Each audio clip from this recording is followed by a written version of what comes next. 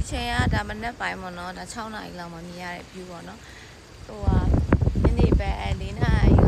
sunset တိုင်းဆိုရင်တော့အများကြီးဖြစ်လာပြီးတော့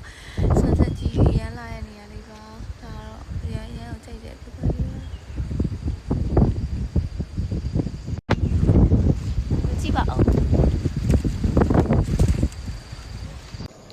ဒီနေရာလေးကထိုင်းနိုင်ငံရဲ့တောင်ဘက်အစွန်ဆုံးမှာရှိနေတဲ့နေရာလေးပါ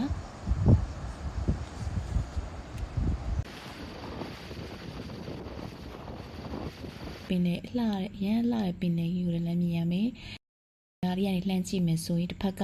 နေဝင်တောင်ကိုလည်းမြင်ရတယ်လို့ကျွန်းကမ်းခြေနှစ်ခုကိုလည်းပြန်ပြီးတော့မြင်ရမယ့်နေရာလေးတစ်ခုပါ။ဒီနေရာလေးကိုဘယ်လိုလာရလဲဆိုရင်တော့အိုတောင်ကနေဆိုရင်နိုင်ဝက်လောက်ဆက်ခဲမောင်းလာရနိုင်ပါတယ်။ကိုကတော့ရော်ဝိုင်းမှာဖြစ်တဲ့အတွက်ကိုနဲ့အိုးနာမှာပဲဒီဖြစ်ပွားနေရရှိနေရပါ။မနေ့ပိုင်းဆိုရင်တော့အကစားလုပ်ကြတဲ့သူတွေပို့ပြီးတော့များပါတယ်။မြေကိဘက်ဆိုရင်တော့ဆန်းဆက်လာကြည့်ရတဲ့သူတွေပို့ပြီးတော့များပြီးတော့နာမည်ကြီးရဲ့နေရာလေးတစ်ခုပါ